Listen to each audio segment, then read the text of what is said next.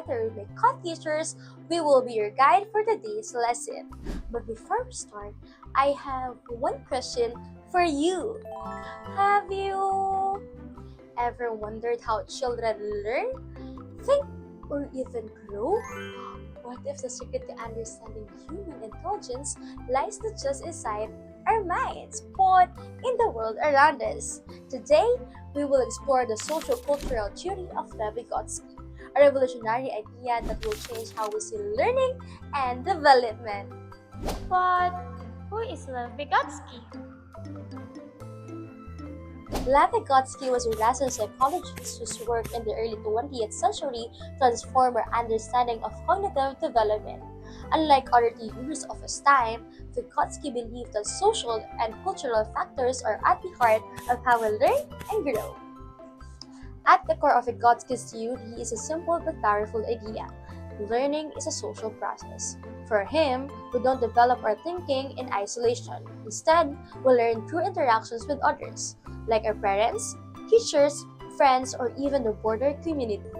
Imagine a child trying to solve a puzzle. Alone, they might struggle. But with a little help from someone more experienced, suddenly the puzzle becomes possible. This sweet spot is what Vygotsky called the zone of proximal development, or ZPD.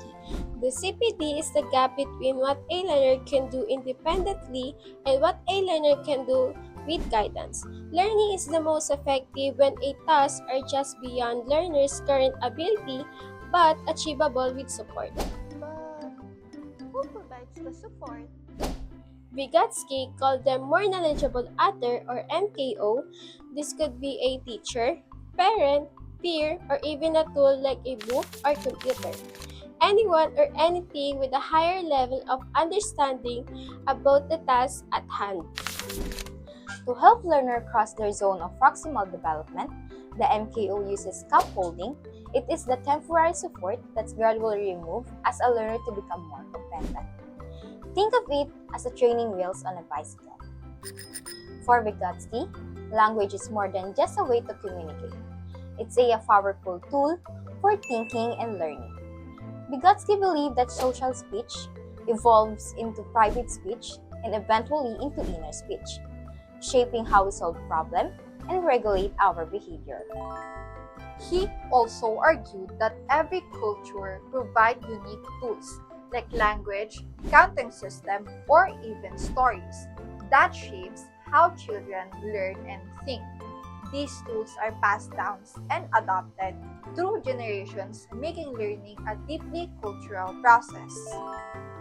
Vygotsky's ideas have transformed classrooms around the world. Instead of focusing on only individuals' achievement, educators now emphasizes on collaborative learning, group problem solving, and different teaching methods that connects with students' cultural background. In this way, teachers act as a guide, not just lecturers.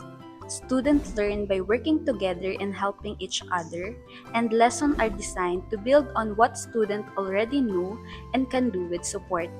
For you to understand it more, let's see Vygotsky's theory in action. In a language class, students practice speaking with peers, learning new words through conversation.